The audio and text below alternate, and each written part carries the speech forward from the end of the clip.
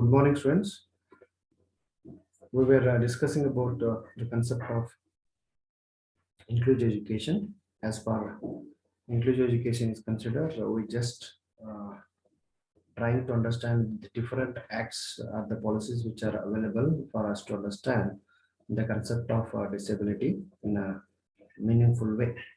ಅಶಕ್ತತೆಯ ಬಗ್ಗೆ ಅಂಗವೈಕಲ್ಯತೆ ಬಗ್ಗೆ ನಾವು ಅಧ್ಯಯನ ಮಾಡ್ತಾ ಇದ್ವಿ. ಅದಕ್ಕೆ ಸಂಬಂಧಪಟ್ಟಂತಹ ಕೇಂದ್ರ ಮತ್ತು ರಾಜ್ಯ ಸರ್ಕಾರದ ಕಾಯ್ದೆಗಳಲ್ಲಿ ಮುಖ್ಯವಾದಂತಹ ಒಂದು ಕಾಯ್ದೆಯ ಬಗ್ಗೆ ನಾವು ಕಳೆದ ಅವಧಿಯಲ್ಲಿ ಚರ್ಚೆ ಮಾಡ್ತಾ ಇದ್ವಿ. That is of disability act of 1995 1995ರ ಅಶಕ್ತತೆ ಅಥವಾ ಅಂಗವೈಕಲ್ಯತೆ ಕಾಯ್ದೆ ಅಂತ ಹೇಳಿ. ಸೊ ಅದನ್ನ ನಾನು ಈಗಾಗಲೇ ತಿಳಿಸಿದ ಹಾಗೆ ಈ ಒಂದು ಅಶಕ್ತತಾ ಕಾಯ್ದೆ ಮುಖ್ಯವಾಗಿ 14 ಅಧ್ಯಾಯಗಳಿಂದ ಕೂಡಿದೆ. It is basically consist of 14 chapters, which is again very important for every one of us to understand how important these elements are in our day-to-day life as far the beginning elements are considered. Okay, so now we shall try to understand the concept of this particular element with the next proceedings. So till now we have discussed about the important aspects like the different chapters which comes under this unit. So what are they and how important that is? Let us try to understand. I think there is a yes. Okay. Till now we have discussed about first, second, third, fourth, and fifth element like this under the policies and provisions of inclusion is considered. Okay, chapter number 8. Before going to that, I think yes. Here today we are going to discuss about the next chapter which comes under unit number 3, that is of Disability Act of 1995. Employment. Chapter number 6 deals with the employment, that how there should be the recruitment of employment as per disability is considered. As we were talking about some of the facilities which were given in the process of Act of 1995 1995 ಅಶಕ್ತತಾ ಕಾಯ್ದೆ ಬಗ್ಗೆ ನಾವು ಮಾತಾಡಬೇಕಾದ್ರೆ ಇಲ್ಲಿವರೆಗೆ ನಾವು ಅಧ್ಯಾಯ 1 ಪೂರ್ವ ಪೀಠಿಕೆಯನ್ನ, ಅಧ್ಯಾಯ 2ರಲ್ಲಿ ಕೇಂದ್ರ ಸಮನ್ವಯ ಸಮಿತಿ, ಅಧ್ಯಾಯ 3ರಲ್ಲಿ ರಾಜ್ಯ ಸಮನ್ವಯ ಸಮಿತಿ, ಅಧ್ಯಾಯ 4ರಲ್ಲಿ ಅರ್ಲಿ ಐಡೆಂಟಿಫಿಕೇಶನ್, ಅಧ್ಯಾಯ 5ರಲ್ಲಿ regarding education we have studied. Now chapter 6 of this Disability Act of 1995 says how there should be a provision for employment opportunities which are supposed to be created as far disabilities are considered. Disabled learner, disabled people are considered. ಅಶಕ್ತತೆ ಅಥವಾ ಅಂಗವೈಕಲ್ಯತೆಯಿಂದ ಬಳಲ್ತಾ ಇರುವಂತಹ ವ್ಯಕ್ತಿಗಳ ವಿವಿಧ ಆಯಾಮಗಳನ್ನ ಈ ಒಂದು 1995ರ ಅಶಕ್ತತಾ ಕಾಯ್ದೆಯಲ್ಲಿ ಸವಿಸ್ತಾರವಾಗಿ ತಿಳಿಸಿರುವುದನ್ನು ನಾವು ನೋಡ್ತೀವಿ. ಅದರ ಮುಂದುವರೆದ ಭಾಗವಾಗಿ ಅಧ್ಯಾಯ 6ರಲ್ಲಿ ಉದ್ಯೋಗಕ್ಕೆ ಸೀಮಿತವಾಗಿ ಹಲವಾರಷ್ಟು ಅಂಶಗಳನ್ನು ನಾವು ಅಧ್ಯಾಯ 6ರಲ್ಲಿ ನೋಡ್ತೀವಿ. So as for their employment as well as the other facilities are considered, identification of the posts in the establishment of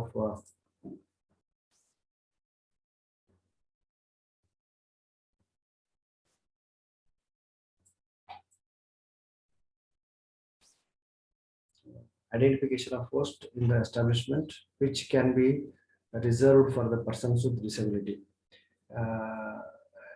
As the government is trying to do the best as far its education is considered. In the previous chapter we have discussed about how the provisions are made for the giving right type of education to the needy one. ಅಶಕ್ತತೆ ಅಥವಾ ಅಂಗವೈಕಲ್ಯತೆಯಿಂದ ಬಳಲ್ತಾ ಇರುವಂತಹ ವ್ಯಕ್ತಿಗಳ ಸರ್ವತೋಮುಖ ಅಭಿವೃದ್ಧಿಗೆ ಶಿಕ್ಷಣದ ಅವಶ್ಯಕತೆ ಮತ್ತು ಅವ್ರ ಶಿಕ್ಷಣ ಕ್ರಮ ಹೇಗಿರಬೇಕು ಅನ್ನೋದ್ರ ಬಗ್ಗೆ ನಾವು ಚರ್ಚೆ ಮಾಡ್ತಾ ಇದ್ವಿ. ಈ ಅಧ್ಯಾಯದಲ್ಲಿ ಶಿಕ್ಷಣವನ್ನು ನೀಡುವುದಷ್ಟೇ ಈ ಒಂದು ಕಾಯ್ದೆ ಜವಾಬ್ದಾರಿ ಅಲ್ಲ, ಶಿಕ್ಷಣವನ್ನು ನೀಡಿದ ನಂತರ ಅವ್ರಿಗೆ ಬೇಕಾದಂತಹ ಉದ್ಯೋಗ ಅವಕಾಶಗಳನ್ನ ಸೃಷ್ಟಿ ಮಾಡುವುದು ಸಹ ಅತ್ಯಂತ ಅವಶ್ಯಕವಾದಂತಹ ಅಂಶ ಅನ್ನೋದನ್ನ ಈ ಒಂದು ಕಾಯ್ದೆ ಒತ್ತಿ ಹೇಳ್ತದೆ. Identification of the post as per the different departments are considered in the established department which can be reserved for the persons with disability. As per priority, the disability people should have to be recruited to the different posts. ಇರುವಂತಹ ಎಲ್ಲ ಉದ್ಯೋಗ ಅವಕಾಶಗಳನ್ನು ಗಮನದಲ್ಲಿಟ್ಟುಕೊಂಡು ಈ ಅಂಗವೈಕಲ್ಯತೆಯಿಂದ ಬಳಲ್ತಾ ಇರುವಂತಹ ವ್ಯಕ್ತಿಗಳಿಗೆ ಅವರ ಯೋಗ್ಯತೆಯ ಅನುಸಾರವಾಗಿ, ಅವರ ಅರ್ಹತೆಗೆ ಅನುಸಾರವಾಗಿ ಅವರಿಗೆ ಮೀಸಲಾತಿಯನ್ನು ಒದಗಿಸಬೇಕು ಪ್ರತಿ ಉದ್ಯೋಗಗಳಲ್ಲಿ, ಪ್ರತಿ ಹಂತದಲ್ಲಿ, ಪ್ರತಿ ಕೆಲಸ ಕಾರ್ಯಗಳಲ್ಲಿ ಅನ್ನೋದು ಈ ಒಂದು ಕಾಯ್ದೆಯ ಪ್ರಮುಖವಾದಂತಹ ಆಶಯ ಆಗಿದೆ. At periodical intervals not exceeding 3 years, review the list of posts identified and updates the list taking into consideration the developments in technology. As for the technological developments are considered, there should be some improvements which are required every periodical period of time of not less than 3 years. ಪ್ರತಿ 3 ವರ್ಷಕ್ಕೊಮ್ಮೆ ಹೆಚ್ಚದಂತೆ 3 ವರ್ಷಕ್ಕೆ ಹೆಚ್ಚಾಗದಂತೆ ಪ್ರತಿ 3 ವರ್ಷದ ಅವಧಿಯ ಒಳಗಾಗಿ ವಿದ್ಯಾರ್ಥಿ ಅಂದ್ರೆ ಯಾರು ಶಿಕ್ಷಣವನ್ನು ಪಡೆದಿದ್ದಾರೆ, ಉದ್ಯೋಗಕ್ಕೆ ಅರ್ಹರಾಗಿದ್ದಾರೆ, ಆ ಉದ್ಯೋಗಕ್ಕೆ ಅರ್ಹರಾದಂತಹ ಪ್ರತಿಯೊಬ್ಬ ವ್ಯಕ್ತಿಗೆ ಸೂಕ್ತವಾದಂತಹ ಉದ್ಯೋಗ ಅವಕಾಶವನ್ನು ಕಲ್ಪಿಸಿಕೊಡುವುದು ಪ್ರತಿ ಸರ್ಕಾರದ ಅವಶ್ಯಕವಾದಂತಹ ಗುಣಧರ್ಮ ಆಗಬೇಕು ಅನ್ನುವಂತಹ ಒಂದು ಅಂಶವನ್ನ ಈ ಒಂದು ಕಾಯ್ದೆಯಲ್ಲಿ ನಾವು ತಿಳಿತೀವಿ. Appropriate government should have to appoint in every establishment such percentage of vacancies not less than 3% per person with disability, of which 1% shall be reserved for the person suffering from visual impairment, that is blindness, 1% for hearing impairment, and 1% for locomotor disability. So this is the very standard suggestion which is given by Disability Act of 1995. So in every apartment there should be reservation of 3%. So out of those 3%, whom should be recruited? Again, there should not be any confusions. So if suppose there are 100 seats, out of 100 seats, 3% reservation means 3 seats should be reserved for disabled altogether. So out of those 3% reserved disability section, 1% will be from visual impairment, that is blind people, blind person. 1 is from deaf and dumb, that is hearing impairment. 1% is of any disability, locomotor disability. So such 3 people should have to be appointed as per the appointment procedures are considered in any government as well as the private sector or public sector appointments are considered. ಸಾಮಾನ್ಯವಾಗಿ ಸರ್ಕಾರಿ ವಲಯದಿಂದ ನೇಮಕಾತಿ ಪ್ರಕ್ರಿಯೆ ನಡೀತದೆ ಎಲ್ಲ ಹಂತದಲ್ಲಿ. ಅದು ಯಾವುದೇ ಕೇಂದ್ರ ಸರ್ಕಾರ ಆಗಿರ್ಬೋದು, ರಾಜ್ಯ ಸರ್ಕಾರ ಆಗಿರ್ಬೋದು, ಯಾವುದೇ ಒಂದು ವಿಭಾಗದಲ್ಲಿ ನೇಮಕಾತಿ ನಡೀತಾ ಇದೆ ಅಂದ್ರೆ ಆ ನೇಮಕಾತಿ ಪ್ರಕ್ರಿಯೆಯಲ್ಲಿ ಅಂಗವೈಕಲ್ಯತೆಯಿಂದ ಬಳಲ್ತಾ ಇರುವಂತಹ ಪ್ರತಿಯೊಬ್ಬ ವ್ಯಕ್ತಿಗೂ ಸಹ ಮೀಸಲಾತಿಯನ್ನು ಕೊಡಬೇಕು. ಅಂತ ಪ್ರತಿಯೊಬ್ಬ ವ್ಯಕ್ತಿ ಅಂದ್ರೆ ಅದಕ್ಕೊಂದು ಮೀಸಲಾತಿ ಪ್ರಮಾಣವನ್ನ ನಿಗದಿಪಡಿಸ್ತದೆ ಈ ಕಾಯ್ದೆ. ಸೊ 100 ಹುದ್ದೆಗಳನ್ನ ನೇಮಕಾತಿ ಮಾಡ್ತಾ ಇದ್ದಾರೆ ಅಂದ್ರೆ ಆ 100 ಹುದ್ದೆಗಳಲ್ಲಿ ಮುಖ್ಯವಾಗಿ 3 ಹುದ್ದೆಗಳನ್ನ ಅವರಿಗೆ ಮೀಸಲಾತಿಯನ್ನ ಕೊಡಬೇಕು. ಯಾವ ರೀತಿ SC, ST, OBC, ಮಹಿಳೆ ಬೇರೆ ಬೇರೆ ಉದ್ಯೋಗದಲ್ಲಿ ಅವಕಾಶಗಳನ್ನು ಕೊಟ್ಟಿದ್ದಾರೆ, ಹಾಗೇನೆ ಈ ಅಶಕ್ತತೆಯಿಂದ ಬಳಲ್ತಾ ಇರುವಂತಹ ವ್ಯಕ್ತಿಗಳಿಗೂ ಸಹ ಹಲವಾರಷ್ಟು ಅವಕಾಶಗಳನ್ನು ಕೊಡಬೇಕು ಅನ್ನುವಂಥ ಒಂದು ಪ್ರಯತ್ನವನ್ನ ಈ ಒಂದು ಕಾಯ್ದೆ ಮಾಡ್ತದೆ. ಸೊ ಒಟ್ಟು ಲಭ್ಯವಿರುವ ಹುದ್ದೆಗಳಲ್ಲಿ 3% ಹುದ್ದೆಗಳನ್ನು ಅವರಿಗೆ ನೀಡಬೇಕು. ಹಾಗಾದ್ರೆ 3% ಹುದ್ದೆಗಳಲ್ಲಿ ಯಾರ್ಯಾರಿಗೆ ಯಾವ್ಯಾವ ಹುದ್ದೆಗಳನ್ನು ನೀಡಬೇಕು ಅನ್ನೋದು ಅದು ಸ್ಪಷ್ಟವಾಗಿ ನಿರ್ದೇಶನವನ್ನು ಕೊಡ್ತದೆ. ಸೊ ಒಂದು ಹುದ್ದೆಯನ್ನ ಈಗ 3% ಹುದ್ದೆಯಲ್ಲಿ 1% ಹುದ್ದೆಗಳನ್ನ ಇರುವಂತಹ ಒಟ್ಟು ಲಭ್ಯವಿರಬಹುದಾದ ಒಟ್ಟು ಉದ್ಯೋಗಾವಕಾಶಗಳಲ್ಲಿ 3% ಹುದ್ದೆಗಳನ್ನ ಅಂಗವೈಕಲ್ಯತೆಯಿಂದ ಬಳಲ್ತಾ ಇರುವಂತಹ ವ್ಯಕ್ತಿಗಳಿಗೆ ಮೀಸಲಿಡಬೇಕು ಅನ್ನೋದು ಒಂದು. ಆದ್ರೆ ಆ 3% ಉದ್ಯೋಗಾವಕಾಶಗಳಲ್ಲಿ 1% ಉದ್ಯೋಗವನ್ನ ಯಾರಿಗೆ ನೀಡಬೇಕು? ದೃಷ್ಟಿದೋಷ ಇದ್ದಂಥವ್ರಿಗೆ. 1% ಹುದ್ದೆಗಳನ್ನ ಏನು ಶ್ರವಣ ದೋಷ ಇರುವಂತವ್ರಿಗೆ. ಇನ್ನು 1%ವನ್ನ ಯಾವುದಾದ್ರೂ ದೈಹಿಕ ದುರ್ಬಲತೆಯನ್ನು ಹೊಂದಿರುವಂತಹ, ದೈಹಿಕ ಅಂಗವೈಕಲ್ಯತೆಯನ್ನು ಹೊಂದಿರುವಂತಹ ವ್ಯಕ್ತಿಗಳಿಗೆ ನೀಡಬೇಕು ಅನ್ನುವಂಥ ನಿರ್ದೇಶನವನ್ನು ನಾವು ಅಧ್ಯಾಯ 6ರಲ್ಲಿ ಕಾಣ್ತೀವಿ. ಸೊ ಅದ್ರ ಮುಂದುವರೆದ ಭಾಗವಾಗಿ ನೋಡೋದಾದ್ರೆ 7ನೇ ಅಧ್ಯಾಯ ಏನ್ ಹೇಳ್ತಂದ್ರೆ ಸಕಾರಾತ್ಮಕ ಕ್ರಿಯೆ ಅಥವಾ ಸಕಾರಾತ್ಮಕ ಪ್ರಕ್ರಿಯೆ ಅಂತ ಕರಿಬಹುದು, affirmative actions. So even affirmative actions are very essential for the development of disable are consider. So in that regard, we need to understand some of the policies as far publication is considered. What are they? So let us try to understand that. The government provides the necessary information of notification, frame schemes in favor of persons with disabilities for the preferential allotment of land at concessional rates for houses. So ಅವರಿಗೆ ಸಕಾರಾತ್ಮಕವಾದಂತಹ ಕೆಲವೊಂದಷ್ಟು ಅವಕಾಶಗಳನ್ನು ಕೊಡಬೇಕಂತೇಳಿ ಸರ್ಕಾರಗಳು ಏನ್ ಮಾಡ್ತವೆ? ನಿರ್ದೇಶನವನ್ನ ಈ ಒಂದು ಕಾಯ್ದೆ ಮೂಲಕ ಕೊಡ್ತಾರೆ. ಅಂದ್ರೆ ಏನದು ಸಕಾರಾತ್ಮಕ ಕಾರ್ಯಗಳು ಅಂದ್ರೆ ಅವ್ರಿಗೆ ಬೇಕಾದಂತಹ ಎಲ್ಲಾ ರೀತಿಯ ಅವಕಾಶಗಳನ್ನ ಒದಗಿಸಿಕೊಡ್ಬೇಕು. The government should provide all necessity opportunities or the information or even in any type of notification in favour of persons with disabilities. ಅಂಗವೈಕಲ್ಯತೆಯಿಂದ ಬಳಲ್ತಾ ಇರುವಂತಹ ಪ್ರತಿ ವ್ಯಕ್ತಿಗೆ ಬೇಕಾದಂತಹ ಎಲ್ಲಾ ರೀತಿಯ ಸಕಾರಾತ್ಮಕ ಅಂಶಗಳನ್ನ, ಕಾರ್ಯಗಳನ್ನ, ಕ್ರಿಯೆಗಳನ್ನ, ಪ್ರಕ್ರಿಯೆಯನ್ನ ಒದಗಿಸಬೇಕು ಅನ್ನೋದು ಈ ಒಂದು ಕಾಯ್ದೆ ಮತ್ತೊಂದು ಪ್ರಮುಖವಾದ ಅಂಶ. ಅದು ಅಧ್ಯಾಯ 7ರಲ್ಲಿ ತಿಳಿಸ್ತದೆ. ಸೊ ಹೀಗಿರ್ಬೇಕಾದ್ರೆ for the preferential allotment of the land especially they use to talk about, ಅವ್ರಿಗೆ ಅಂದ್ರೆ ಅವ್ರಿಗೆ ಸೀಮಿತವಾದ ಈಗ ಸರ್ಕಾರ ಜಮೀನುಗಳನ್ನ ಮಾರಾಟ ಮಾಡಬೇಕಾದ್ರೆ ಅವ್ರಿಗೂ ಸಹ ಬೇಕಾದಂತಹ ಎಲ್ಲಾ ರೀತಿಯ ಅವಶ್ಯಕ ಉಪಕ್ರಮಗಳನ್ನ ಒದಗಿಸಬೇಕು ಅಂತ ಹೇಳಿ ಒಂದು ಕಾಯ್ದೆಯನ್ನ ಮಾಡ್ತದೆ. ಆ ಕಾಯ್ದೆಯ ಪ್ರಕಾರ ನಾವು ಮಾತಾಡೋದ್ರೆ definitely it is one of the important development as per disabled learners or disabled people are considered. ಅವರಿಗೆ ಜಮೀನನ್ನು ಮಾರಾಟ ಮಾಡಬೇಕಾದ್ರೆ ತೆಗೆದುಕೊಳ್ಳಬೇಕಾದ್ರೆ ಬೇಕಾದಂತ ಎಲ್ಲಾ ರೀತಿಯ ಅವಶ್ಯಕ ಸೌಲಭ್ಯಗಳನ್ನ ಹಣಕಾಸಿನ ಪದ್ಧತಿಗಳನ್ನ ಎಲ್ಲವನ್ನೂ ನೀಡಬೇಕಂತೇಳಿ ಸರ್ಕಾರ ಸಾಮಾನ್ಯವಾಗಿ ಈ ಒಂದು ಕಾಯ್ದೆಯಲ್ಲಿ ಮಾಹಿತಿಯನ್ನು ಕೊಡ್ತದೆ. ಸೊ ಇದೇ ಒಂದು ಅಧ್ಯಾಯದ ಪ್ರಕಾರ ನೀಡಬಹುದಾದಂತ ಕೆಲವೊಂದಷ್ಟು ಸೌಲಭ್ಯಗಳ ಬಗ್ಗೆ ನಾವು ನೋಡೋದಾದ್ರೆ the suitable facilities which should be provided for disabled learners. Some of them are as follows. One is setting up any type of business. ಅವ್ರಿಗೆ ಯಾವ್ದಾದ್ರು ವ್ಯವಹಾರ ಕಾರ್ಯ ಅಥವಾ ಉದ್ಯೋಗ ಮಾಡ್ಬೇಕಾದ್ರೆ ಸರ್ಕಾರಿ ಕೆಲಸದಲ್ಲಿ ಆಗಲಿಲ್ಲ ಅಂದ್ರೆ ಖಾಸಗಿ ಅವ್ರಿಗೆ ಕೆಲಸ ಮಾಡ್ತಾ ಇದ್ದಾರೆ ಅಂತಂದ್ರೆ ಮಾಡ್ಲಿಕ್ಕೆ ಇಷ್ಟಪಡ್ತಾ ಇದ್ದಾರೆ ಅಂದ್ರೆ ಆ ರೀತಿ ಎಲ್ಲ ಉಪಕ್ರಮಗಳನ್ನು ಅವರಿಗೆ ನೀಡಬೇಕು, ಅವರಿಗೆ ಒದಗಿಸಬೇಕು. should have to provide, government should have to provide a right type of information for setting up business, any type of business. It may be socially, economically, financially, or it may be through the help of moral support. The government should have to provide.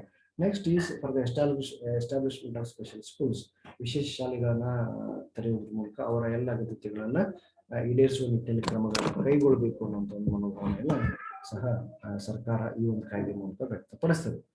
Next is establishment of necessary research centre as and when need arises.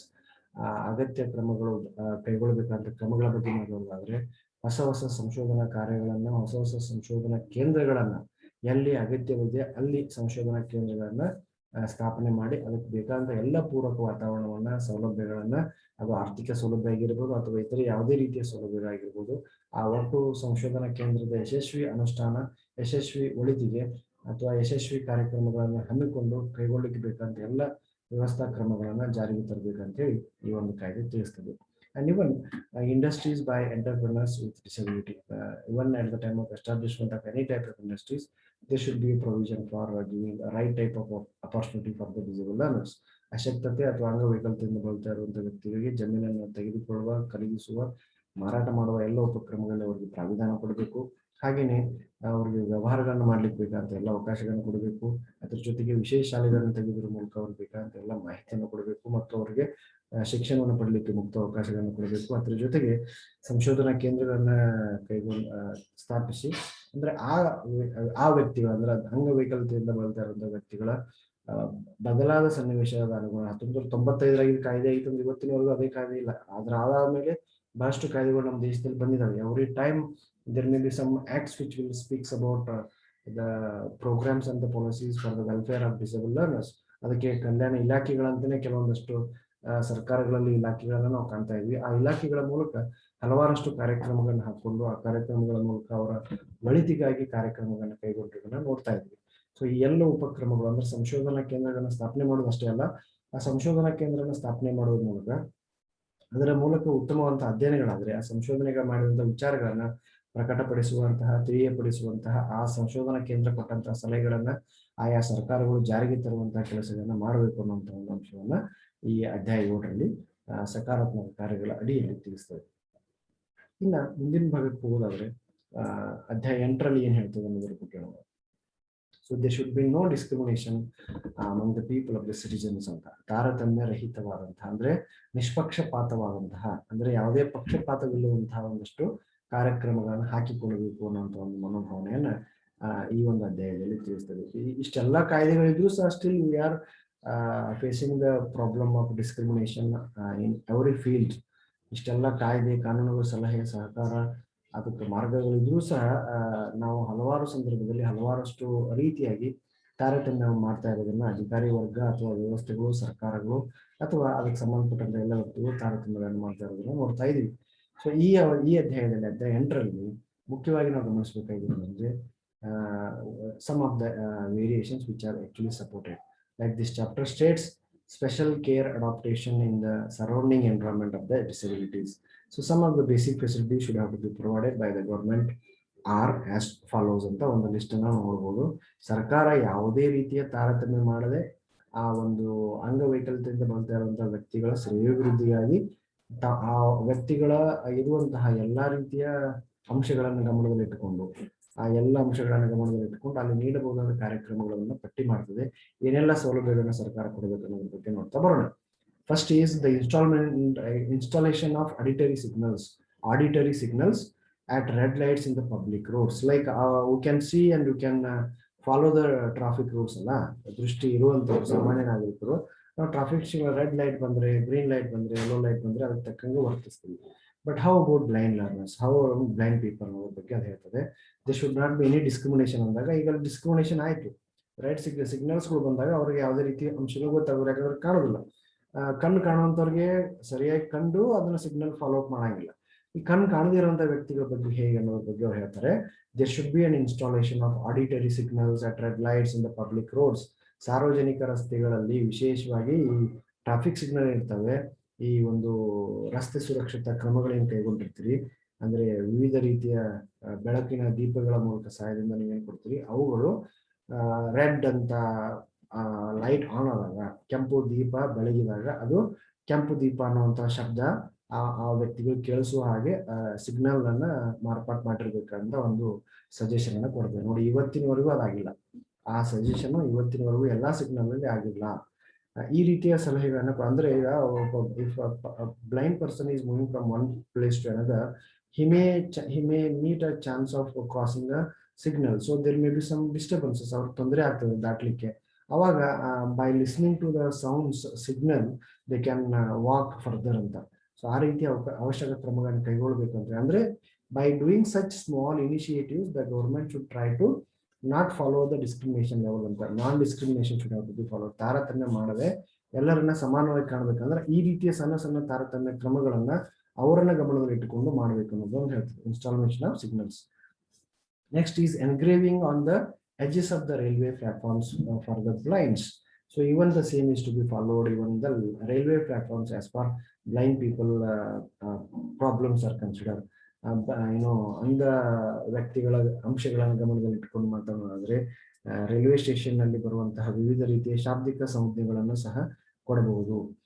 ಅದೇ ರೀತಿಯಾಗಿ ವಿಜುವಲೈಸ್ಡ್ blind people ಆದರೆ, so ಆ ರೀತಿ ಅಂದ್ರೆ ಎಲ್ಲಿ ನೋಡಿ, at the time of ನಮಗೆಲ್ಲ ಸರಿ ಇದ್ರು ಸಹ ನಾವು ಕೆಲವು ಸಲ ರೈಲ್ವೆ ಪ್ಲಾಟ್ಫಾರ್ಮ್ ಇದ್ದಾಗ ರೈಲ್ವೆ ಬರೋದನ್ನ ನಮ್ಗೆ ಗಮನಿಸದೆ ಅಲ್ಲಿ ಹಲವಾರಷ್ಟು ಆಕಸ್ಮಿಕ ದುರ್ಘಟನೆಗಳನ್ನು ನಾವು ನೋಡ್ತೀವಿ.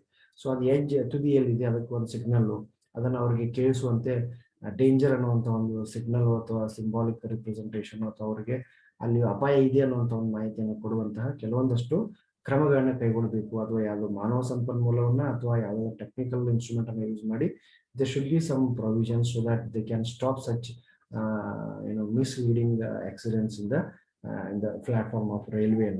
Next is providing ramps facilities in the different buildings. Nowadays it has become one of the important tool. So most of the recent buildings which are coming up now, they should have to follow the ramp facilities in their building. ಒಂದು floor ಇದ್ರೆ ಆಯ್ತು, 2, 3, 4 ಬಹಳ ಬಹುಮಹಡಿಗಳ ಕಟ್ಟಡದಲ್ಲಿ ramp facility should be provided. I think ನೀವೆಲ್ಲ malls ಅನ್ನು ನೋಡಿದ್ರೆ ಆ mall clearance ಆಗಿದೆ ಅಂತಂದ್ರೆ ಅಲ್ಲಿ ರ್ಯಾಂಪ್ ಫೆಸಿಲಿಟಿ ಇರಲೇಬೇಕು. ರ್ಯಾಂಪ್ ಫೆಸಿಲಿಟೀಸು, ಲಿಫ್ಟು, ಎಕ್ಸಿಲೇಟರು, ಆಮೇಲೆ ಅದ್ರ ಜೊತೆಗೆ ನಾರ್ಮಲ್ ಆಗಿ ಹಚ್ಚುವಂತಹ ಮೆಟಲ್ಗಳ ಅವಕಾಶಗಳು ಇರ್ತವೆ. ಸೊ ಅವೆಲ್ಲ ಅವಕಾಶಗಳ ಜೊತೆಗೆ ramp facility should be provided. ಅಂದ್ರೆ ಯಾರು ಅಂಗವಿಕಲ ವ್ಯಕ್ತಿ ವೀಲ್ ಚೇರ್ ತಗೊಂಡ್ಬಂದ್ರೆ there should be some provision ಅಂತ. So that kind of facility should have to be provided as to not discriminate such people in such public places.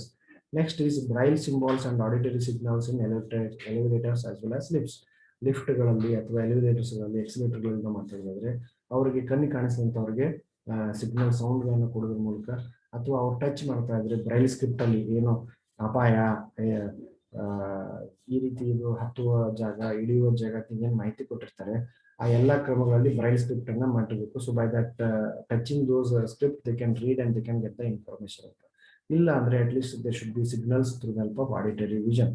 ಅದನ್ನ ಮೇಲಿನ ಮೇಲೆ ಹೇಳ್ತಾ ಇರಬೇಕು. ಅಂದ್ರೆ ಆ ರೀತಿ ಅನೌನ್ಸ್ಮೆಂಟ್ ಆಗ್ತಾ ಇದ್ರೆ by listening to those announcements or auditory signals they can follow the regulation ಅಂತ. there should not be any harm for such people ಅಂತ ಆ ಅಂಶವನ್ನ ಮಾಡಬೇಕಂತ ಸರ್ಕಾರ ಕಾಯ್ದೆ ಸರ್ಕಾರಗಳಿಗೆ ಹೇಳ್ತದೆ. Next is no promotion of disability employee should be denied for the reason of the disability. ಬಹಳ ಇಂಪಾರ್ಟೆಂಟ್ ಇದೆ. ಯಾವುದೇ ಒಬ್ಬ ವ್ಯಕ್ತಿ ಅಂಗವಿಕಲತೆಯ ಆಧಾರದ ಮೇಲೆ ಒಂದು ಕ್ಷೇತ್ರದಲ್ಲಿ ಕೆಲಸ ಮಾಡ್ತಾ ಇದ್ದಾನೆ ಅಂದಾಗ, if a person is working in the quota of disability too, he or she should not be denied for the reason of their disability for the promotions. So they should not be given a demotion also, they should not be denied for promotion. ಯಾವುದೇ ಒಬ್ಬ ವ್ಯಕ್ತಿ ಒಂದು ಕ್ಷೇತ್ರದಲ್ಲಿ ಶಿಕ್ಷಕನಾಗಿ ಕೆಲಸ ಮಾಡ್ತಾ ಇದ್ದಾನೆ ಅನ್ಕೋಣ. If a person is working as a teacher, based on his disability, he should not be denied for his promotion as well as he should not be allowed for demotion too. ಯಾವುದೇ ಒಂದು ಹುದ್ದೆಗೆ ಆಯ್ಕೆ ಆಗಿದ್ದಾನೆ, ಆತನ ಸಾಮರ್ಥ್ಯ ಆಧಾರದ ಮೇಲೆ ಕೆಲವೊಂದಷ್ಟು ವರ್ಷಗಳಾದ ಮೇಲೆ ಮುಂದಿನ ಹಂತಕ್ಕೆ ಮುಂಬಡ್ತಿಯನ್ನು ಕೊಡ್ತಾರೆ. ಮುಂಬಡ್ತಿ ಮತ್ತು ಹಿಂಬಡ್ತಿ ನೀವು ಕೇಳ್ತೀರಿ. ಸೊ ಆ ಮುಂಬಡ್ತಿಗಳನ್ನ ಕೊಡಲಿಕ್ಕೆ ಯಾವುದೇ ರೀತಿಯ ತಡೆ ಹಿಡಿಬಾರದು. ಆತನ ಅಂಗವಿಕಲನಿದ್ದಾನೆ, ಅಂಗವಿಕಲತೆ ಆಧಾರದ ಮೇಲೆ ಇಷ್ಟು ವರ್ಷಗಳ ಆಧಾರದ ಮೇಲೆ ಸಾಮಾನ್ಯ ವ್ಯಕ್ತಿಗೆ ಮುಂಬಡ್ತಿ ಇದೆ. ಈತನ ಅಂಗವಿಕಲಿದ್ದಾನೆ ಅಂದ್ರೆ ಇದನ್ನು ಮಾಡ್ಲಿಕ್ಕೆ ಕೆಲಸ ಆಗ್ತಾ ಇಲ್ಲ, ಹಾಗಾಗಿ ನಮ್ಗೆ ಮುಂಬಡ್ತಿ ಕೊಡೋಂಗೆ ಇಲ್ಲ ಅಂತ ಯಾವುದೇ ಅಧಿಕಾರಿ ಹೇಳೋಂಗಿಲ್ಲ. Even it should not be followed. There should not be any deny of promotion. At the same time, based on his disability, he cannot be given demotion from his post. ಇರುವಂತಹ ಹುದ್ದೆಯಿಂದ ಹಿಂಬಡ್ತಿನೂ ಕೊಡೋಂಗಿಲ್ಲ ಮತ್ತು ಮುಂಬಡ್ತಿ ಕೊಡ್ಲಿಕ್ಕೆ ಯಾವುದೇ ರೀತಿಯ ತೊಂದರೆ ಮಾಡೋಂಗಿಲ್ಲ. ಅವನಿಗೆ ಯಾವ್ಯಾವ ವರ್ಷಕ್ಕೆ ಏನೇನು ಫೆಸಿಲಿಟಿ ಬೇಕಾಗಿದೆಯಲ್ಲ ಆ ಎಲ್ಲಾ ಸೌಲಭ್ಯಗಳನ್ನ ಕೊಡಬೇಕು ಅನ್ನುವಂತ ಒಂದು ಅಂಶವನ್ನ ಈ ಚಾಪ್ಟರ್ ನಂಬರ್ ಅಧ್ಯಾಯ 8ರಲ್ಲಿ ಹೇಳ್ತದೆ. That is very important element which should have to be followed. Next is chapter number 5 or chapter number 9 that speaks about the research and manpower development. ಮಾನವ ಸಂಪನ್ಮೂಲ ಅಭಿವೃದ್ಧಿ ಮತ್ತು ಸಂಶೋಧನಾ ಕ್ರಮಗಳನ್ನು ಮೇಲಿನ ಮೇಲೆ ಸರ್ಕಾರಗಳು ಕೈಗೊಳ್ಳಬೇಕು ಅನ್ನುವಂತಹ ಉದ್ದೇಶವನ್ನ ಅಧ್ಯಾಯ 9ರಲ್ಲಿ ನಾವು ಕಾಣ್ತೀವಿ. ಇದೇನು ಹೇಳ್ತದೆ? the government shall promote as well as sponsor some activities as per the fields are considered. ಸರ್ಕಾರ ಮೇಲಿನ ಮೇಲೆ ಈ ವ್ಯಕ್ತಿಗಳನ್ನು ಅಂಗವೈಕಲ್ಯತೆಯಿಂದ ಬಳಲ್ತಾ ಇರುವಂತಹ ವ್ಯಕ್ತಿಗಳ ಸರ್ವತೋಮುಖ ಬೆಳವಣಿಗೆಗೆ ಬೇಕಾದ ಎಲ್ಲ ರೀತಿಯ ಸಂಶೋಧನಾ ಕಾರ್ಯಗಳನ್ನು ಕೈಗೊಳ್ಳಬೇಕು. The government shall promote as well as sponsor some research activities in the field of development of disability like prevention of disability at the early stage.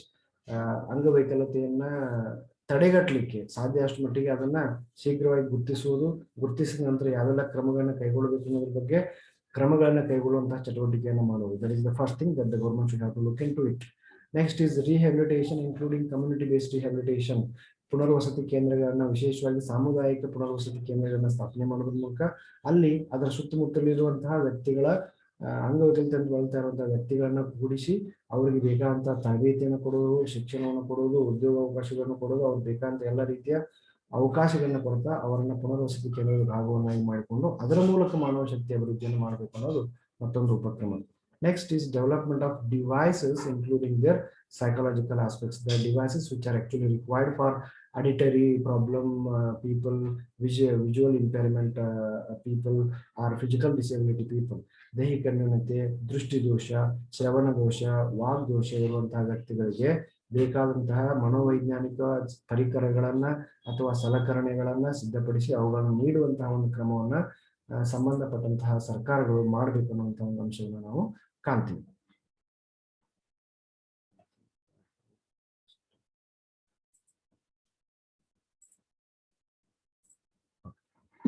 I think it is visible. Okay. Next, identification of the suitable jobs according to their disability. ಅವರ ಯೋಗ್ಯತೆಗೆ ಅನುಗುಣವಾಗಿ, ಅವರ ಅಂಗವೈಕಲ್ಯತೆಗೆ ಅನುಗುಣವಾಗಿ ಬೇಕಾದಂತಹ ಒಂದು ಉದ್ಯೋಗಗಳನ್ನ ಕೊಡ್ಬೇಕು. ಈಗ ನೋಡಿ, ವಿಷನರಿ ಪ್ರಾಬ್ಲಮ್ ಇರುವಂತಹ, ದೃಷ್ಟಿದೋಷ ಇರುವಂತವ್ರಿಗೆ ಉದ್ಯೋಗ ಅವಕಾಶ ಕೊಡ್ತೀವಿ ಅಂತ ಹೇಳಿ ಆತನನ್ನ ಡ್ರೈವರ್ ಮಾಡೋಂಗಿಲ್ಲ, ಆತನನ್ನ ರೈಲ್ವೆ ಲೊಕೊಮೋಟಿವ್ ಪೈಲಟ್ ಅಂತ ಮಾಡೋಂಗಿಲ್ಲ, ಆತನಿಗೆ ಏರೋಪ್ಲೇನ್ ಡ್ರೈವರ್ ಪೈಲಟ್ ಅಂತ ಮಾಡೋಂಗಿಲ್ಲ. ಈಗ ಕಣ್ಣಿಗೆ ಕಾಣದೇ ಇರುವಂತಹ ವ್ಯಕ್ತಿಗೆ ಆ ರೀತಿ ಉದ್ಯೋಗ ಅವಕಾಶ ಕೊಡುದಿಲ್ಲ. ಅಂದ್ರೆ the thing what we need to understand is ಅವ್ರಿಗೆ ಉದ್ಯೋಗ ಅವಕಾಶ ಕೊಡ್ಬೇಕಂತ ಹೇಳ್ತದೆ, ಆದ್ರೆ ಅವರ ಅರ್ಹತೆಗೆ ಅನುಗುಣವಾಗಿ, ಅವರ ಯೋಗ್ಯತೆಗೆ ಅನುಗುಣವಾಗಿರುವಂತಹ ಕೆಲಸಗಳನ್ನ ನಾವು ಕೊಡಬಹುದು. If he is working as a FDC that is no problem. But ಒಂದು 60 ಜನ ಪ್ರಯಾಣಿಕರಿರುವಂತ ಒಂದು ಬಸ್ ಅನ್ನು ನಡೆಸಿ ಉದ್ಯೋಗ ಅವಕಾಶ ಕೊಡ್ಬೇಕಂತ ಹೇಳಿ ಅವ್ರನ್ನ ಡ್ರೈವರ್ ಮಾಡ್ಬಿಟ್ರೆ ಏನಾಗುತ್ತೆ? ಹಿ ಕೆನಾಟ್ ಮೂವ್ ಅಲ್ಲ, ಬಿಕಾಸ್ ಹಿ ಕೆನಾಟ್ ಸಿ. ಆ ರೀತಿ ಪ್ರಾಬ್ಲಮ್ ಇರುವಂತ, ಅಂದ್ರೆ ಅವ್ರದ್ದು ಏನ್ ಸಮಸ್ಯೆ ಇದೆ ಆ ಸಮಸ್ಯೆಗೆ ಯಾವುದೇ ರೀತಿ ತೊಂದರೆ ಆಗದ ಹಾಗೆ, ಅದರಿಂದ ಸಾಮಾನ್ಯರಿಗೂ ಸಹ ತೊಂದರೆ ಆಗದಂತಹ ಉದ್ಯೋಗ ಅವಕಾಶಗಳನ್ನು ಅವರಿಗೆ ನೀಡಬೇಕು ಅನ್ನುವಂತ ಒಂದು ಅಂಶವನ್ನ ಅಧ್ಯಾಯ 9ರಲ್ಲಿ ತಿಳಿಸ್ತದೆ. ಅಧ್ಯಾಯ 8 ಮತ್ತು ಹಿಂದಿನ ಅಧ್ಯಾಯದಲ್ಲಿ ಅವ್ರಿಗೆ ಉದ್ಯೋಗ ಅವಕಾಶ ಕೊಡ್ಬೇಕಂತ ಇರ್ತದೆ, ಆದ್ರೆ ಆ ಉದ್ಯೋಗ ಅವಕಾಶಗಳು ಯಾರಿಗೂ ತೊಂದರೆ ಕೊಡಬಾರ್ದು ಅಂತ ಉದ್ಯೋಗ ಅವಕಾಶಗಳು ಇರಬೇಕು ಅಂತೇಳಿ ಅಲ್ವಾ. ಈಗ ಅವ್ರನ್ನ ಡಾಕ್ಟರ್ ಆಗ್ಬಹುದು, ಡಾಕ್ಟರ್ ಆದ್ರೆ ಯಾವ ರೀತಿ ಎಲಿಮೆಂಟ್ ನಲ್ಲಿ, ಈಗ ನೋಡಿ ಆಪರೇಷನ್ ಮಾಡ್ಬೇಕಾದ್ರೆ ಫಿಸಿಯೋಲಾಜಿಕಲ್ ಸ್ಟ್ರಕ್ಚರ್, ಅವಾಗ ಆಪರೇಟ್ ಮಾಡ್ಬೇಕಾದ್ರೆ ಸಣ್ಣ ಸಣ್ಣ ಅಂಶಗಳನ್ನ ಸೂಕ್ಷ್ಮದರ್ಶಕದಿಂದ ನೋಡಿ ಆಪರೇಟ್ ಮಾಡ್ತಿರ್ತಾರೆ. ಅಂತ ಸಂದರ್ಭದಲ್ಲಿ ಬ್ಲೈಂಡ್ ಇರುವಂತಹ ವ್ಯಕ್ತಿಯನ್ನು ನಾವು ಆಪರೇಟ್ ಮಾಡಕ್ ಬಿಟ್ಬಿಟ್ರೆ ಹಿ ಕೆನಾಟ್ ಅಲ್ಲ. So the appointment should be made based on their ability, not their on disability ಅಂತ. ಅವರಲ್ಲಿ ಇರುವಂತಹ ಡಿಸೇಬಲ್ ಇದ್ರೂ ಸಹ, ಅಸಮರ್ಥರಿದ್ರು, ಅಂಗವೈಕಲ್ಯತೆಯಿಂದ ಬಳಲ್ತಾ ಇದ್ರು ಸಹ ಅವರಿಗಿರುವಂತಹ ಕೆಲವೊಂದಷ್ಟು ಸಾಮರ್ಥ್ಯಗಳ ಆಧಾರದ ಮೇಲೆ ಉದ್ಯೋಗಗಳನ್ನ ಕೊಡಬೇಕು ಅನ್ನುವಂತ ಸ್ಪಷ್ಟವಾದ ಸಂದೇಶವನ್ನ ಈ ಒಂದು ಅಧ್ಯಾಯದಲ್ಲಿ ನಾವು ನೋಡ್ತಾ ಬರ್ತೀವಿ. Next is about chapter number 10 which speaks about recognition of the institutions for person with disability. The state government shall appoint any authority as it deems fit to be a competent authority for the purpose of this act. Every application for a certificate of registration shall be made to the competent authority in such a form and in such a manner as may be prescribed by the state government. So the chapter speaks about there should be some recognition of the institutions which are working for identification of the person with disability. So ಯಾರು ಅಂಗವೈಕಲ್ಯತೆಯಿಂದ ಬಳಲ್ತಾ ಇದ್ದಾರೆ ಆ ವ್ಯಕ್ತಿಗಳ ಒಳಿತಿಗಾಗಿ ಕೆಲಸ ಮಾಡುತ್ತಿರುವ ಸಂಘ ಸಂಸ್ಥೆಗಳನ್ನ ಗುರುತಿಸಿ ಅವುಗಳಿಗೆ ಬೇಕಾದಂತ ಎಲ್ಲ ರೀತಿಯ ಸೌಲಭ್ಯಗಳನ್ನು ಕೊಡಬೇಕು ಅನ್ನೋದು ಅಧ್ಯಾಯ 10 ಹೇಳ್ತದೆ. ಅಧ್ಯಾಯ 11ರಲ್ಲಿ it speaks about the institutions for person with severe disability. ಅಂದ್ರೆ ಸಕ್ರಿಯ ವಿಶೇಷವಾದಂತಹ ಬಹಳ ತೀವ್ರತರವಾದ ಅಂಗವೈಕಲ್ಯತೆಯಿಂದ ಬಳಲ್ತಾ ಇರುವಂತಹ ವ್ಯಕ್ತಿಗಳನ್ನ ಗುರುತಿಸಿ ಅವರಿಗೆ ಯೋಗ್ಯವಾದಂತಹ ಕ್ರಮಗಳನ್ನು ಕೊಡಬೇಕು ಅನ್ನೋದು ಅಧ್ಯಾಯ 11 ತಿಳಿಸ್ತದೆ. This chapter states that there should be an establishment and maintenance of institutions for person with severe disability. ಬಹಳ ತೀವ್ರತರವಾದಂತಹ ಪ್ರಮಾಣದ ಅಂಗವೈಕಲ್ಯತೆಯಿಂದ ಬಳಲ್ತಾ ಇರುವಂತಹ ವ್ಯಕ್ತಿಗಳನ್ನ ಗುರುತಿಸಿ ಅವರಿಗೆ ಯೋಗ್ಯವಾದಂತಹ ಸೌಲಭ್ಯಗಳನ್ನು ಕೊಡುವ ಮೂಲಕ ಅವರಿಗೆ ಯೋಗ್ಯವಾದ ತರಬೇತಿಯನ್ನು ಕೊಡುವಂತ ಕೆಲಸ ಕಾರ್ಯಗಳನ್ನ ಮಾಡುವಂತಹ ಸಂಸ್ಥೆಗಳನ್ನ ಸ್ಥಾಪನೆ ಮಾಡಬೇಕಂತೇಳಿ ಅಧ್ಯಾಯ 11 ತಿಳಿಸ್ತದೆ. Every institution established under this subsection shall be maintained in such a manner and satisfy all such conditions as may be prescribed by the appropriate government as and when the need arises. ಸರ್ಕಾರ ಕಾಲಕಾಲಕ್ಕೆ ನೀಡುವಂತಹ ಎಲ್ಲ ರೀತಿಯ ನಿರ್ದೇಶನಗಳನ್ನ, ಕಟ್ಟಳೆಗಳನ್ನ, ನಿಬಂಧನೆಗಳನ್ನ ಜಾರಿಗೆ ತರುತ್ತಾ ವಿಶೇಷವಾಗಿ ತೀವ್ರತರವಾದ ಅಂಗವೈಕಲ್ಯತೆಯಿಂದ ಬಳಲ್ತಾ ಇರುವಂತಹ ವ್ಯಕ್ತಿಗಳನ್ನ ಗುರುತಿಸಿ ಅವರಿಗೆ ಯೋಗ್ಯವಾದಂತಹ ತರಬೇತಿ ಅಥವಾ ವಾತಾವರಣ ಕೊಡಬೇಕು ಅನ್ನುವಂಥ ಒಂದು ನಿಟ್ಟಿನಲ್ಲಿ ಅಧ್ಯಾಯ 11 ಹೇಳ್ತದೆ. ಅಧ್ಯಾಯ 12ರ ಬಗ್ಗೆ ಮಾತಾಡಿದ್ರೆ if you wish to talk about the next chapter, that is Chief Commissioner and appointment of Commissioner for the person with disabilities. ಇದರ ಉದ್ದೇಶ ಇಷ್ಟೇ. ಅಧ್ಯಾಯ 12 ಇಡೀ ರಾಷ್ಟ್ರಕ್ಕೆ ಮತ್ತು ರಾಜ್ಯಕ್ಕೆ ಹೆಂಗೆ ಸಮನ್ವಯ ಸಮಿತಿಗಳಿರ್ತವೆ ಹಾಗೆ ರಾಷ್ಟ್ರಕ್ಕೆ ಮತ್ತು ರಾಜ್ಯಕ್ಕೆ ಸೂಕ್ತವಾದಂತಹ ಈ ಒಂದು ಅಂಗವೈಕಲ್ಯತೆಯ ವಿಭಾಗವನ್ನು ನೋಡಿಕೊಳ್ಳಿಕ್ಕೆ ಒಬ್ಬ ಆಯುಕ್ತನನ್ನ ನೇಮಕ ಮಾಡಬೇಕು. That is what the appointment of commissioner. The chapter states the work and functions carried out by the commissioners for person with disabilities. They monitor the utilization of the different funds which are available at the international national level, and they should have to be distributed by the central government as well as to the respective state governments as to take necessary steps for the safeguard as well as the rights and facilities which are made available for the disabilities. ಅಶಕ್ತತೆಯ ವ್ಯಕ್ತಿಗಳ ಒಳಿತಿಗಾಗಿ ಇರುವಂತಹ ಎಲ್ಲಾ ರೀತಿಯ ಸೌಲಭ್ಯಗಳನ್ನ ಸದ್ವಿನಿಯೋಗ ಮಾಡಿಕೊಳ್ಳಿಕ್ಕೆ ಕೇಂದ್ರ ಮಟ್ಟದಲ್ಲಿ ಮತ್ತು ರಾಜ್ಯ ಮಟ್ಟದಲ್ಲಿ ಆಯುಕ್ತರನ್ನು ನೇಮಕ ಮಾಡಬೇಕು. ಆ ಆಯುಕ್ತರು ಎಲ್ಲ ರೀತಿಯ ಹಣಕಾಸಿನ ಸೌಲಭ್ಯಗಳನ್ನ ಸಂಬಂಧಪಟ್ಟಂತಹ ರಾಜ್ಯಗಳಿಗೆ ಇಲಾಖೆಗೆ ಕೊಡಮಾಡುತ್ತಾ ಅದರ ಮೇಲೆ ಮೇಲ್ವಿಚಾರಣೆ ಮಾಡುವಂತಹ ಕೆಲಸಗಳನ್ನು ಮಾಡಿ ಅವರ ಅಂದ್ರೆ ಅಂಗವೈಕಲ್ಯತೆಯಿಂದ ಬಳಲ್ತಾ ಇರುವಂತಹ ವ್ಯಕ್ತಿಗಳ ಶ್ರೇಯೋಭಿವೃದ್ಧಿಗಾಗಿ ಅವರ ಹಕ್ಕುಗಳನ್ನು ರಕ್ಷಿಸುತ್ತಾ ಅವ್ರು ಬೇಕಾದ ಎಲ್ಲ ಸೌಲಭ್ಯಗಳನ್ನು ಕೊಡುವಂತ ಕೆಲಸವನ್ನು ಮಾಡಬೇಕು ಅಂತ ಕೇಳ್ತೀವಿ. ನಾವು ನೋಡ್ತಾ ಇರ್ತೀವಿ ಪ್ರತಿ ವರ್ಷ MLA MPs ತಮ್ಮ ಫಂಡ್ ನಲ್ಲಿ ವೀಲ್ ಚೇರ್ ಕೊಡೋದನ್ನ, ವೆಹಿಕಲ್ ಕೊಡೋದನ್ನ ನೋಡ್ತೀವಿ ಅಲ್ವಾ. ಅಂಗವೈಕಲ್ಯತೆಯಿಂದ ಬಳಲ್ತಾ ಇರುವಂತದ್ದು they all comes under chapter number 12. So every district commissioner or social welfare department or the person who is looking after this particular disability section, they used to provide under their schemes some of the wheelchair or equipments which are required for disabled people. ಅಶಕ್ತತೆ ಅಂಗವೈಕಲ್ಯತೆಯಿಂದ ಬಳಲ್ತಾ ಇರುವಂತಹ ವ್ಯಕ್ತಿಗಳ ಶ್ರೇಯೋಭಿವೃದ್ಧಿಗೆ ಇರುವಂತಹ ಹಲವಾರಷ್ಟು ಸೌಲಭ್ಯಗಳನ್ನು ಕೊಡುವಂತ ಕೆಲಸವನ್ನ ಯಾವುದನ್ನ ನೋಡ್ತೀವಿ. Chapter number 13 speaks about social security. ಸಾಮಾಜಿಕ ಭದ್ರತೆ ಬಗ್ಗೆ ಹೇಳ್ತದೆ. The government should have to undertake the limits of their economic capacity and development and cause to be undertaken for rehabilitation of all the persons with disability. ಸರ್ಕಾರ ತನ್ನಗಿರುವಂತಹ ಆರ್ಥಿಕ ಇತಿಮಿತಿಗಳ ಆಧಾರದ ಮೇಲೆ ಅವರ ಸಾಮಾಜಿಕ ಭದ್ರತೆಯನ್ನು ಕಾಪಾಡಿಕೊಳ್ಳಲಿಕ್ಕೆ ಬೇಕಾದಂತಹ ಎಲ್ಲ ಸೂಕ್ತವಾದಂತಹ ವೇದಿಕೆಯನ್ನ ಅಂಶಗಳನ್ನ ಕೊಡಬೇಕು ಅನ್ನೋದು ಅಧ್ಯಾಯ 13ರಲ್ಲಿ ಸಾಮಾಜಿಕ ಭದ್ರತೆ ಅಡಿಯಲ್ಲಿ ತಿಳಿಸ್ತದೆ. The appropriate government shall grant financial assistance to non-government organizations too. ಸರ್ಕಾರ ಕೇವಲ ಸರ್ಕಾರಿ ಇಲಾಖೆಗಳಿಗೆ ಮಾತ್ರ ಕೊಡದೆ the government is also responsible for providing financial assistance who are working in NGO, that is non-government sections, non-government organizations too. ಸರ್ಕಾರ ಅಲ್ಲದೆ ಖಾಸಗಿ ವಲಯದಲ್ಲಿರುವಂತಹ ಅರೆ ಸರ್ಕಾರಿ ಸಂಸ್ಥೆಗಳು ಸಹ ಈ ವ್ಯಕ್ತಿಗಳ ಶ್ರೇಯೋಭಿವೃದ್ಧಿ ಕೆಲಸಗಳನ್ನು ಮಾಡ್ತಾ ಇದ್ರೆ ಅವರಿಗೆ ಬೇಕಾದಂತ ಎಲ್ಲ ಹಣಕಾಸಿನ ಸೌಲಭ್ಯಗಳನ್ನು ಕೊಡುವಂತಹ ಜವಾಬ್ದಾರಿ ಸಾಮಾಜಿಕ ಭದ್ರತೆಯಲ್ಲಿ ತಿಳಿಸ್ತದೆ. The government and other local authorities consult the non-governmental organizations working for the cause of persons with disabilities. So ಸಾಮಾಜಿಕ ಭದ್ರತೆ ಅಡಿಯಲ್ಲಿ ಈ ರೀತಿಯಾಗಿ ಸರ್ಕಾರ ಮತ್ತು ಅರೆ ಸರ್ಕಾರಿ ಅಂಶಗಳು ಇಬ್ಬರು ಕೂತ್ಕೊಂಡು ಅವರ ಸಾಮಾಜಿಕ ಭದ್ರತೆಯನ್ನ ಉನ್ನತೀಕರಿಸುವ ನಿಟ್ಟಿನಲ್ಲಿ ಬೇಕಾದಂತ ಎಲ್ಲ ಕ್ರಮಗಳನ್ನು ಕೈಗೊಳ್ಳಬೇಕಂತ ತಿಳಿಸ್ತದೆ. ಆಮೇಲೆ ಕೊನೆಯದಾಗಿ ಅಧ್ಯಾಯ 14 ಇಟ್ಸ್ ಅಬೌಟ್ ಮಿಸ್ಲೇನಿಯಸ್ ಅಂದ್ರೆ ಇತರೆ ಅಂಶಗಳು. ಈ ಎಲ್ಲ 13 ಅಂಶಗಳಲ್ಲಿ ಬರುವಂತಹ ಹಲವಾರಷ್ಟು ಅಂಶಗಳನ್ನ ಯಾವ್ದಾದ್ರು ಉಳಿದು ಹೋಗಿದ್ರೆ ಅದಕ್ಕೆ ಸಂಬಂಧಪಟ್ಟಂತ ಎಲ್ಲ ಚಟುವಟಿಕೆಯನ್ನು ಮಾಡಬೇಕು ಅನ್ನೋದು ಈ ಒಂದು 1995ರ ಅಶಕ್ತತಾ ಕಾಯ್ದೆಯ ಒಟ್ಟು ತಾತ್ಪರ್ಯ ಆಗಿತ್ತು. The provision for this act are the rules made under this made under this shall be in addition to and not in degradation of any other law for the time being in force or any rules order or any institutions issued thereunder enacted or issued for the benefit of person with disability. So ಯಾವುದೇ ಸಂಘ ಸಂಸ್ಥೆ ಸರ್ಕಾರ ಅಥವಾ ಅರೆ ಸರ್ಕಾರಿ ಸಂಸ್ಥೆಗಳು ಈ ಅಶಕ್ತತೆಯ ಅಂಗವೈಕಲ್ಯತೆಯ ವ್ಯಕ್ತಿಗಳನ್ನು ಹೊರತುಪಡಿಸಿ ಯಾರಿಗಾದ್ರೂ ಸೌಲಭ್ಯಗಳನ್ನ ಕೊಟ್ರೆ ಆ ರೀತಿ ದುರುಪಯೋಗ ಆಗಿದ್ರೆ ಅವ್ರ ಮೇಲೆ ಕ್ರಮ ಕೈಗೊಳ್ಳುವಂತ ಅಧಿಕಾರದ ಬಗ್ಗೆ ಅಥವಾ 13 ಅಧ್ಯಾಯಗಳಲ್ಲಿ ಯಾವುದೇ ಒಂದು ಅಂಶಗಳು ಬಿಟ್ಟು ಹೋಗಿದ್ರೆ ಆ ಅಂಶಗಳಿಗೆ ಸಂಬಂಧಪಟ್ಟಂತ ಹಲವಾರಷ್ಟು ಅಂಶಗಳನ್ನ ಎಲ್ಲ ಇನ್ನುಳಿದ ಎಲ್ಲ ಅಂಗವೈಕಲ್ಯತೆಗೆ ಸಂಬಂಧಪಟ್ಟಂತ ಇನ್ನುಳಿದ ಇತರ ಎಲ್ಲ ಅಂಶಗಳನ್ನ ಅಧ್ಯಾಯ 14ರಲ್ಲಿ ಹಾಕಿದ್ದಾರೆ. ಸೊ ಹೀಗೆ 1995ರ ಅಶಕ್ತತಾ ಕಾಯ್ದೆ ಹಲವಾರಷ್ಟು ಪ್ರಮುಖವಾದಂತಹ ವಿಚಾರಗಳ ಬಗ್ಗೆ ತಿಳಿಸ್ತದೆ. 14 ಅಧ್ಯಾಯಗಳು 14 ವಿಭಿನ್ನವಾದಂತಹ ವಿಷಯಗಳನ್ನ ಹೇಳ್ತದೆ. ಅವುಗಳನ್ನು ಗಮನದಲ್ಲಿಟ್ಟುಕೊಂಡು ಕೇಂದ್ರ ಸರ್ಕಾರ ಮತ್ತು ರಾಜ್ಯ ಸರ್ಕಾರ ಹಲವಾರಷ್ಟು ಕಾರ್ಯಕ್ರಮಗಳನ್ನು ರೂಪಿಸಿ ಸಂಶೋಧನೆ ಮಾಡಿ ಅವುಗಳನ್ನು ಅನುಷ್ಠಾನ ತರುವ ನಿಟ್ಟಿನಲ್ಲಿ ಕೆಲಸ ಕಾರ್ಯಗಳನ್ನ ಮಾಡ್ತಾ ಇದೆ.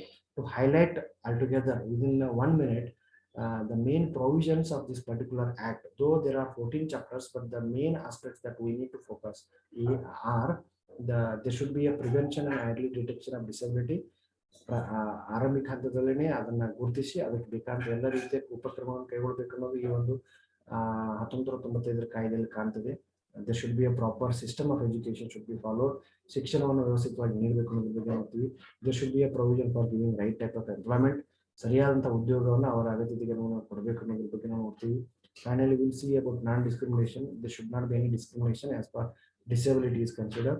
ಅವರ ಅಂಗವೈಕಲ್ಯತೆ ಆಧಾರದ ಮೇಲೆ ಯಾವುದೇ ರೀತಿಯ ತಾರತಮ್ಯ ಮಾಡಬಾರದು ಅನ್ನೋದ್ರ ಬಗ್ಗೆ ನಾವು ತಿಳ್ಕೊಳ್ತೀವಿ. There should be continuous research as well as manpower development programs throughout the country. ಮಾನವ ಸಂಪನ್ಮೂಲ ಅಭಿವೃದ್ಧಿ ಮತ್ತು ಸಂಶೋಧನಾ ಕ್ರಮಗಳನ್ನು ಮೇಲಿನ ಮೇಲೆ ಈ ದೇಶದ ಬಗ್ಗೆ ಕೈಗೊಳ್ಳಬೇಕು ಅಂತ ನಾವು ತಿಳ್ಕೊಳ್ತೀವಿ. There should be affirmative actions which are required for the disabled. ಅಂಗವೈಕಲ್ಯತೆಯಿಂದ ಬಳಲ್ತಾ ಇರುವಂತಹ ವ್ಯಕ್ತಿಗಳ ಶ್ರೇಯೋಭಿವೃದ್ಧಿಗೆ ಬೇಕಾದ ಎಲ್ಲ ಸಕಾರಾತ್ಮಕ ಕಾರ್ಯಗಳನ್ನ ಕೈಗೊಳ್ಳಬೇಕು ಅನ್ನೋದ್ರ ಬಗ್ಗೆ. And finally we talk about social security, ಸಾಮಾಜಿಕ ಭದ್ರತೆಯಂತಹ ಹಲವಾರಷ್ಟು ಅಂಶಗಳ ಬಗ್ಗೆ ನಾವು ನೋಡ್ತೀವಿ. ಹೀಗೆ 1995ರ ಅಶಕ್ತತಾ ಕಾಯ್ದೆ ಹಲವಾರಷ್ಟು ವಿಶೇಷವಾದಂತಹ ಸೌಲಭ್ಯಗಳನ್ನು ಒದಗಿಸಿ ದೇಶದಲ್ಲಿ ಪ್ರಪ್ರಥಮ ಬಾರಿಗೆ ಹಲವಾರಷ್ಟು ಉಪ ಅಂಶಗಳನ್ನು ಕೊಟ್ಟು ಅಂಗವೈಕಲ್ಯತೆಯಿಂದ ಬಳಲ್ತಾ ಇರುವಂತಹ ವ್ಯಕ್ತಿಗಳ ಶ್ರೇಯೋಭಿವೃದ್ಧಿಗೆ ಶ್ರಮಿಸಿದಂತಹ ಒಂದು ವಿಶೇಷವಾದಂತಹ ಕಾಯ್ದೆ ಆಗಿದೆ.